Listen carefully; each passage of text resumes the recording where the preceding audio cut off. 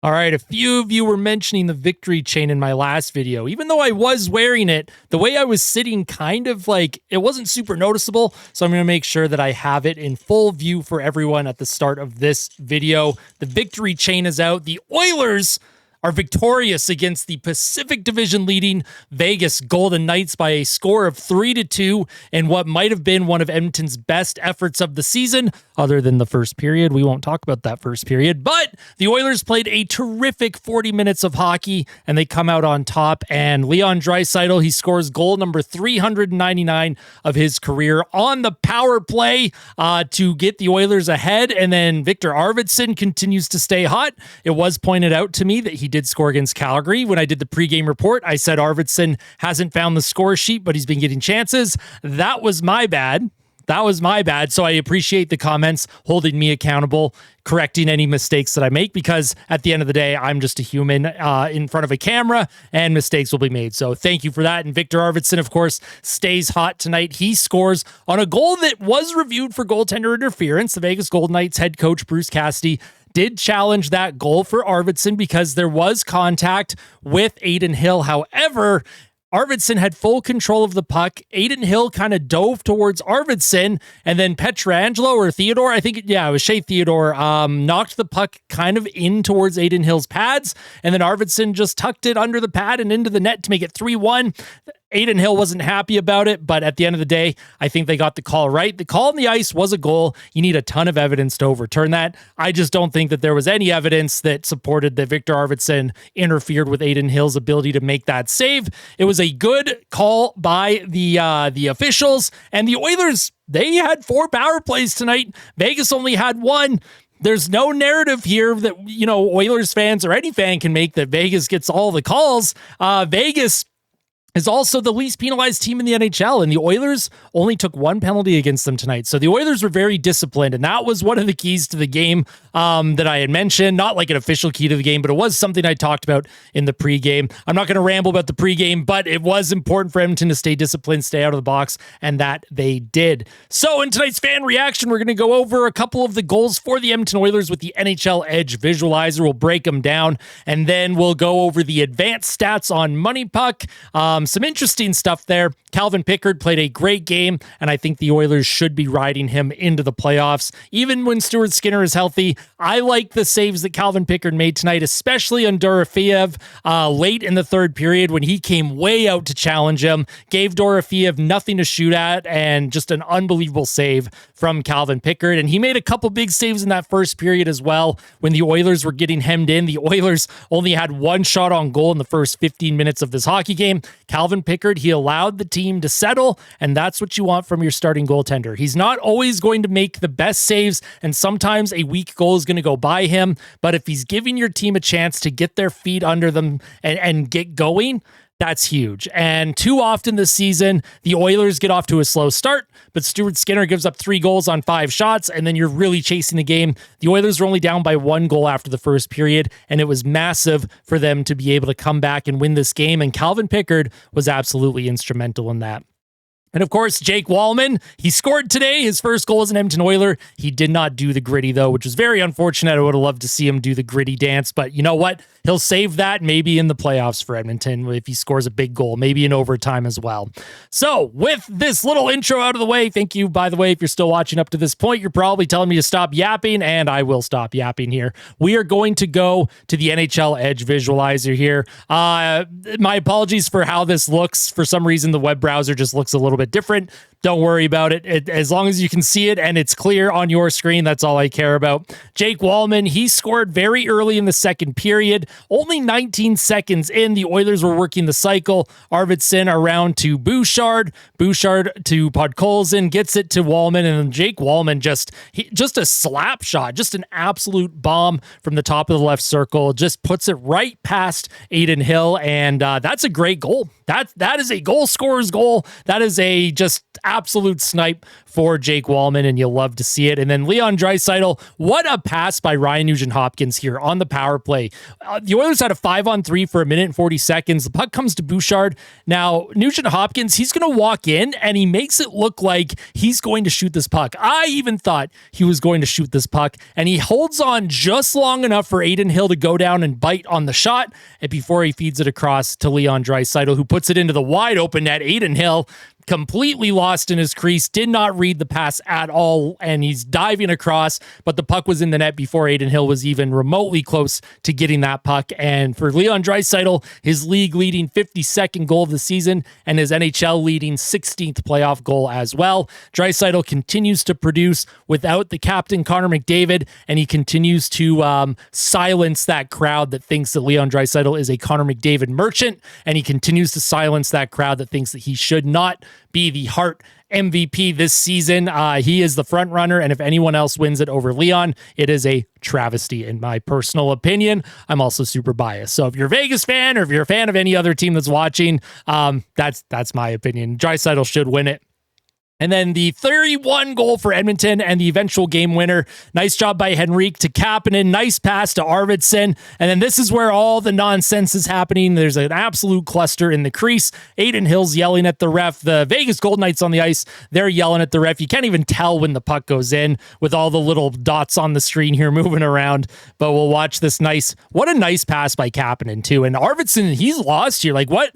Vegas doesn't break down very often like this when it comes to their defensive system. So the fact that the Oilers were able to get them to break down these players up here, Jack Eichel too, they all thought this puck was going to get moved up. They thought that the defenseman was going to be able to cut that off. Puck comes to Arvidsson. Nice move by Arvi. And if Arvidsson is getting hot right now, this is the perfect time of year to get hot heading into the playoffs. The Oilers, of course, they won 2 games against Vegas this season, and they lost 2 games. They had a lead. They had a lead against Vegas in their first matchup before Hanifin scored a couple in the third, and then Vegas was able to ice it. And then that 1-0 loss earlier in the season, the Oilers, I thought, completely outplayed Vegas on December 3rd. Vegas, it was a 1-0 win. Sometimes you just tip your cap to the other goaltender. The Oilers with the big 6-3 win on home ice, and then a 3-2 win in Vegas tonight. If these two teams meet at any point in the playoffs, it is going to be a fantastic series, and I like Edmonton's chances here because, you know, when Matthias Ekholm's back, Connor McDavid, we're going to have Trent Frederick, Evander Kane. The Oilers lineup, they're missing key pieces right now. So the fact that they're able to hang on and hold their own and, play really strong defensive hockey and then get some timely goals as well against a team like Vegas, who is very good this season, and they're usually always good. They're a perennial good team in the National Hockey League. That bodes well going into the postseason, in my opinion. The Oilers will only be getting better, and that is absolutely massive.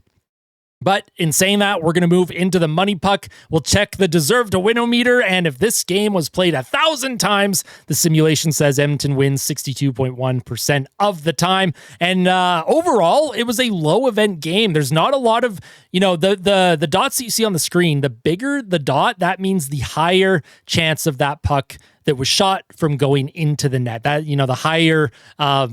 you know what I mean? The higher chance, the higher caliber shot, I don't know what I'm saying, but you know what I'm saying? You know what I'm saying? I don't know what I'm saying. Nick Roy, he made it 1-0. And then, of course, Wallman, Draisaitl, Viktor Arvidsson. Nice to see Kasperi Kapanen get an assist. He's been playing much better as of late. And then Dorofeev, he just had kind of a seeing-eye shot in the third period to make it 3-2. I don't think there's much that Pickard could have done on that. I would like to see Adam Henrique come up and challenge that shooter and maybe try and block the shot next time, but I'm nitpicking on that goal. Expected goals in all situations, 2.21 to 1.7 in favor of the Oilers. So the Edmonton Oilers, they held one of the best offensive teams in the entire National Hockey League to just 1.7 expected goals in the entire game, at least according to Money Puck. Now, I do think the Vegas had some higher quality chances. Some of the saves that Pickard made, I don't know which one. I think this is the one that he made on Dorofeev late. Oh no, that shot went wide. I don't know which shot it was. I feel like that chance that Dorofeev had late in the third period was a pretty high danger chance. Dorofeev also had an empty net that he could have put the puck in after it rang the post, and he put it way wide. I don't know how he even missed, but good for Edmonton that he did miss the net. Expected goals at 5-on-5. If you look at the individual players, Henrique, Wallman, Kapanen leading the way. Darnell Nurse, my God. Darnell Nurse, what a great game. What a great block towards the end of that third period. And he was able to smother it and force a face-off. And then the Oilers were able to hang on. But Darnell Nurse, man, he has been playing some of his best hockey as of late. He was my player to watch tonight for a reason. And I'm really glad that Darnell Nurse was able to step up in the absence of Matthias Ekholm and play very solid for Edmonton. He's showing up at the right time. And if we get this Darnell Nurse in the playoffs, I like Edmonton's chances as well. This is huge for the team. It's huge for Darnell Nurse. He's absolutely earning that paycheck right now, and you love to see it. Draisaitl, 57% expected goals. And if you look at the bottom of the screen here, Janmark Brown and Jeff Skinner, get Jeff Skinner away from Janmark and Brown. Please, for the love of all that is holy in the hockey universe. Janmark and Brown should not be with Jeff Skinner. Jeff Skinner needs to play with Nugent Hopkins or Zach Hyman or a skilled forward. I don't know, man. Poor Jeff Skinner. Of course, he's been playing good hockey tonight. That line was absolutely caved. I don't think Jeff Skinner had a shot on net tonight, which is very unfortunate. Janmark and Brown, they do a lot of skating. They're good on the penalty kill, but they are not contributing offensively right now. And Max Jones might be one of the worst forwards I've ever seen on this team. Zach Wheel, who used to be on the Game Over network when they were with the Steve Dangle podcast network, he put out a tweet saying that Max Jones is nearing Adam Ernie levels of bad. And I had a good chuckle at that. No disrespect to Max Jones or Adam Ernie, but Max Jones, his effectiveness on the ice is absolutely nothing. And just like Adam Ernie, he's a great skater. He can really move his feet and he can hit bodies, but that's all he does. So Max Jones will likely be hauled out of this lineup as soon as a forward is ready to go for Edmonton when it comes to the injury situation. And if we take a look at the time on ice tonight, Darnell Nurse led the way, 23-51. Evan Bouchard, a 2-assist night. He also got his 60th point of the season. He's the only defenseman in Oilers history other than Paul Coffey to have consecutive years of 60 or more points from the blue line, and that's absolutely massive. Evan Bouchard, whether you like it or not, he is going to get paid, and he deserves it. He has played real good hockey as of late as well. Draisaitl, of course, he's been earning his paycheck since he broke into the league, so no complaints there. And at the bottom here, Max Jones only played 6 minutes and 11 seconds. Calvin Pickard's going to get dinged with the negative goal save above expected, but he did have a 910 save percentage. 909, sorry. I was rounding up to 910 to make him look a little bit better. Calvin Pickard, great game. Now let's jump into the fan questions and comments submitted by all of you on X or Twitter.com. This is something that I've been doing after games. And if you ever want to send me anything after a game, I usually put out a tweet. I'll put the hashtag Let's Go Oilers at the end of a game. And then you can just kind of send them to me at ahockey1993. Russ Jericho says picks between the sticks with a whole bunch of hearts. And you love to see that. Absolutely. Hockey Fan says the Oilers win, Swift Current Broncos' first playoff win against Medicine Hat, and a Blue Jays win. Today is a great day for me. It's also a great day for me as well. I'm a big Jays fan, and I'm happy that they beat Washington 5-3, and the Jays sitting at 4-2 record on the season. Let's go Blue Jays. You love to see that. Jazz says, I think Picks needs to be the starter too, referring to my tweet where I said Pickard is my starter for the playoffs. What a win for the Oilers tonight. So I'm glad that the other fans do agree that Pickard should be the starter heading into the postseason. I want to know your thoughts, though. Is it too early to celebrate with Calvin Pickard, or do you still believe in Stu Skinner? Let me know your thoughts. Finn says he absolutely needs to start in the playoffs. Game-saving stop on Dorofeev, incredible. He's proven he can beat the big teams. Absolutely. I'm very curious to see how he does against the LA Kings in Los Angeles on Saturday. It is a matinee game in the toughest barn in the NHL. If Calvin Pickard shows up and the team finds a way to get a big win against LA, I think it would be very hard to put Stuart Skinner as the starter for game one of the postseason. That's just my opinion, though, but we're getting ahead of ourselves. We'll just focus on the win tonight for now and be happy. Tyler says, is this the win of the year? Missing so many key components, go into a hostile building with a top 3 team on a 6-game heater, all without McDavid, Ekholm, and others. I couldn't agree more. This is probably the most satisfying win of the season, at least for me as a fan. I would like to not have so many 1-goal games because my heart can only take so much stress and adrenaline, but it's real good sign that Edmonton is able to come out on top in games like this, because this is what's going to happen in the playoffs. They need to be able to find a way to win games 3-2. Not giving up 3 or 4 or 5 goals in a game is instrumental, and tonight's overall team defense, the commitment away from the puck and the commitment to getting into lanes was very solid. So I agree with that. Tyler also says, is this the Nurse that we have been waiting for? If we are getting this version of Nurse for the playoffs, we are happy. And we're more than happy, because this team is going to win a lot of hockey games in the playoffs if this is how Darnell Nurse is playing. So let's see if he can sustain this play. I agree 100% there, Tyler. Depressed Oilers fan says Pickard should be the starter, but won't be. We'll find out. I think if Chris Knobloch is smart, and if he's listening to his other coaches and the players as well, the players love playing in front of Calvin Pickard. After every game that Calvin Pickard starts, win or loss, everyone seems to just praise Calvin Pickard and the ability for him to battle, and they like playing in front of him. So that's another thing that they have to look at too. Is the team more comfortable in front of Calvin Pickard, or are they more comfortable in front of Stuart Skinner? I think the answer is right now they're more comfortable in front of Calvin Pickard. That's just my thoughts on that. That's kind of the vibe that I get. I'm not in that locker room. I don't have credentialed access. I don't know if that's true or not, but we'll have to find out.